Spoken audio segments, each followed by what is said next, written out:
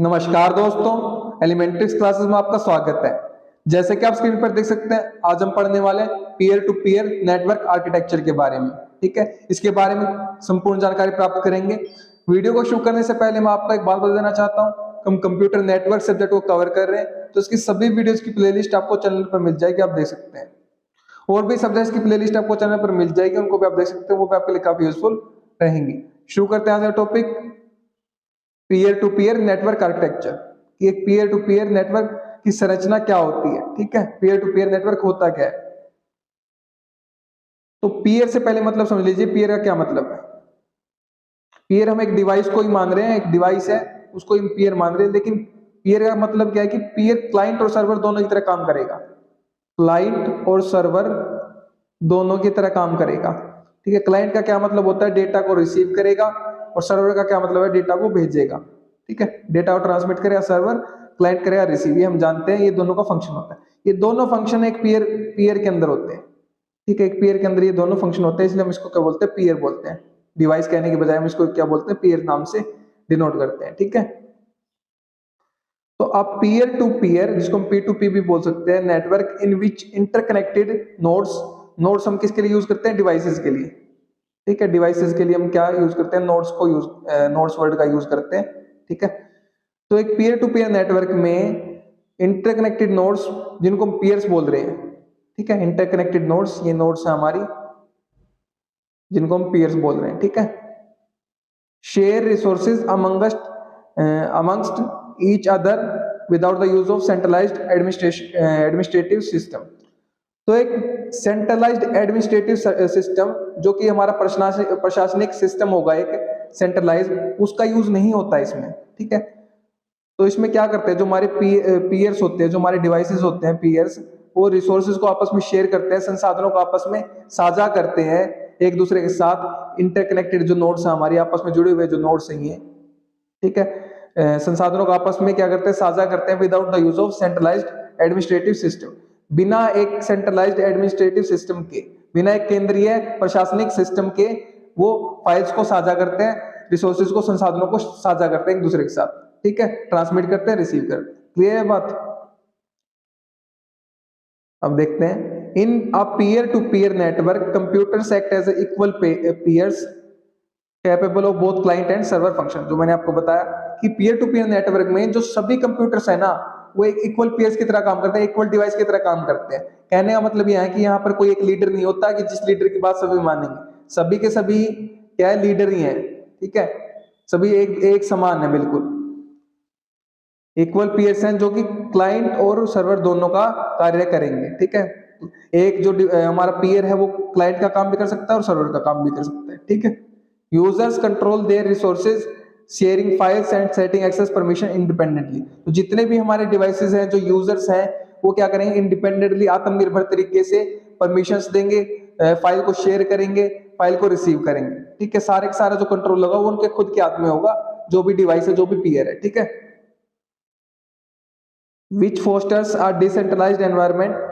तो जिससे क्या बनेगा, एक डिसेंट्रलाइज्ड एनवायरनमेंट बनेगा। डिसेंट्रलाइज्ड का क्या मतलब है कि कोई केंद्रीय बिंदु नहीं है। ठीक है, however this decentralization also means there is no central administration। वही बात बोली गई है कि इसका क्या मतलब है डिसेंट्रलाइजेशन का, कि कोई केंद्रीय प्रशासनिक सिस्टम नहीं है। ठीक है, कोई केंद्रीय प्रशासन नहीं है। Requiring users to manage backups and security themselves. तो इसमें जो यूजर्स होंगे हमारे, वो जो सिक्योरिटी वगैरह है, जो अपना प्रबंधन करेंगे, जो भी रिसोर्सेज का, वो खुद ही करेंगे। जैसे ये हमारा यूजर है, ठीक है, ये हमारा एक यूजर है, ये हमारा एक यूजर है, ये हमारा एक यूजर है, ये यूजर, सभी क्या है, खुद जिम्मेदार है, आत्मनिर्भर, इंडिपेंडेंट है अपनी सिक्योरिटी के लिए, अपने रिसोर्सेज को शेयर करने के लिए। ठीक है, while easy to install and operate. तो ये जो हमारा पीयर टू पीयर नेटवर्क होता है, इसको इंस्टॉल करना इजी होता है, ऑपरेट करना इजी होता है। पीयर टू पीयर नेटवर्क्स में face challenges with scalability and security as they grow in size. तो जो हमारे पीयर टू पीयर नेटवर्क होते हैं, उनमें प्रॉब्लम कब आती है, जब उनको स्केल किया जाता है, बड़े पैमाने पर उनको बढ़ाया जाता है। ठीक है, उनका साइज बड़ा किया जाता है, तो क्या होता है, उसमें प्रॉब्लम आती है सिक्योरिटी के रूप में। ठीक है, सुरक्षा के रूप में। Nonetheless, they remain ideal for smaller environments where simplicity and autonomy are valued। तो अगर हम बात करेंगे छोटे एनवायरमेंट्स में, छोटे एरियाज में, छोटे साइज में, तो ये जो हमारे पीयर टू पीयर नेटवर्क होते हैं बहुत अच्छे से काम करते हैं, बहुत आइडियल तरीके से काम करते हैं, ठीक है, बेस्ट तरीके से काम, बहुत सिंपल तरीके से काम करते हैं।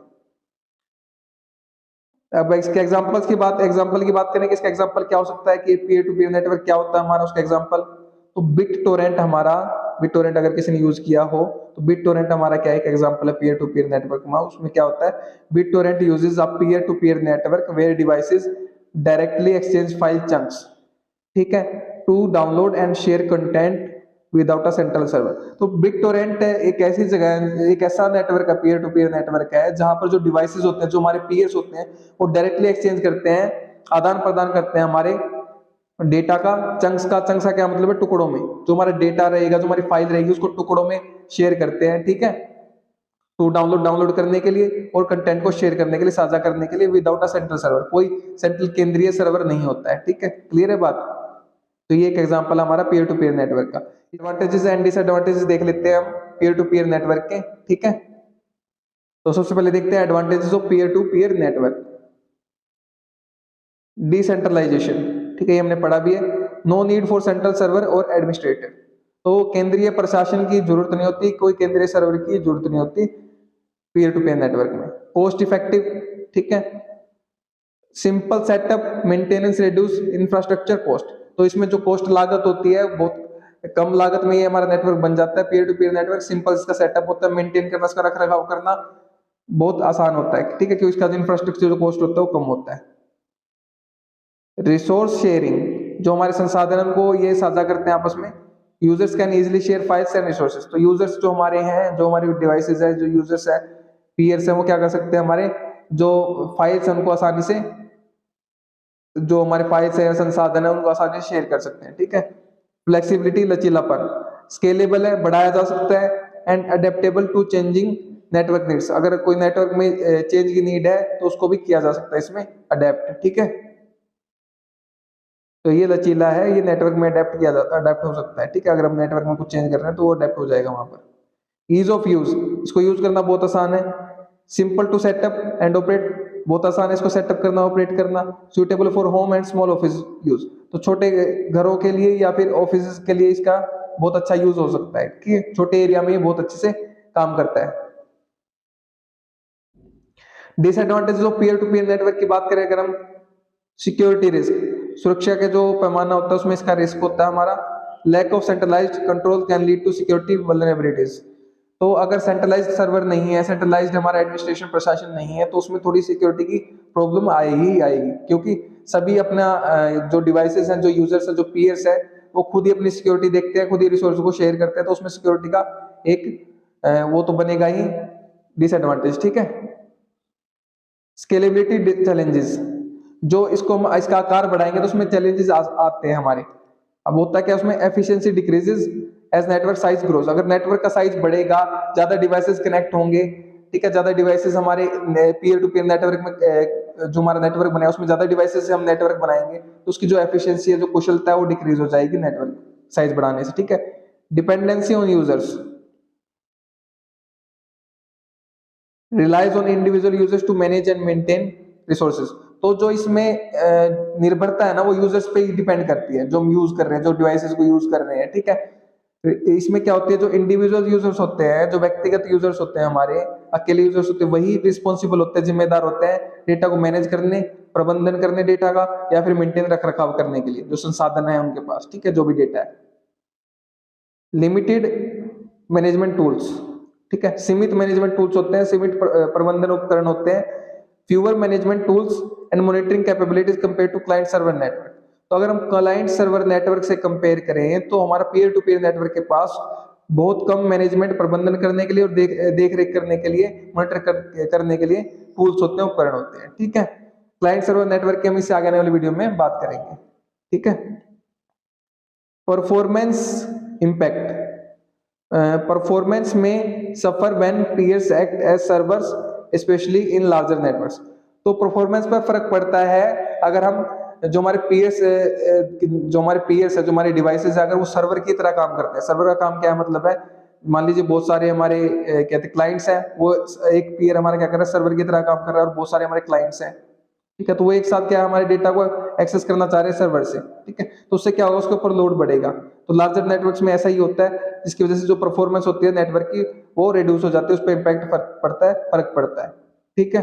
तो ये हमारे कहते हैं disadvantages of peer to peer network थे। तो पीयर टू पीयर नेटवर्क क्या होता है, उम्मीद करता हूँ कि आपको समझ में आ गया होगा, हमने अच्छे से कंसेप्ट को क्लियर किया है, ठीक है। तो पढ़िए और पढ़ाइए, अपने दोस्तों शेयर कीजिए वीडियो को, ताकि उनकी भी हेल्प हो सके। अगर आप शेयर कर रहे हैं तो आप उनको पढ़ा रहे हैं, मैं नहीं पढ़ा रहा, आप उनकी हेल्प कर रहे हैं, मैं नहीं कर रहा। अगर आप चैनल पर नए हैं तो चैनल को सब्सक्राइब कर दीजिए, वीडियो को लाइक कर दीजिए, एक अच्छा सा प्यारा सा कमेंट कर दीजिए अगर आपको वीडियो अच्छी लगी है तो। और हाँ, अगर आपको इसके नोट्स चाहिए तो वीडियो के नीचे डिस्क्रिप्शन में आपको नोट्स के लिए लिंक मिल जाएगा, वहां से आप नोट्स को एक्सेस कर सकते हैं।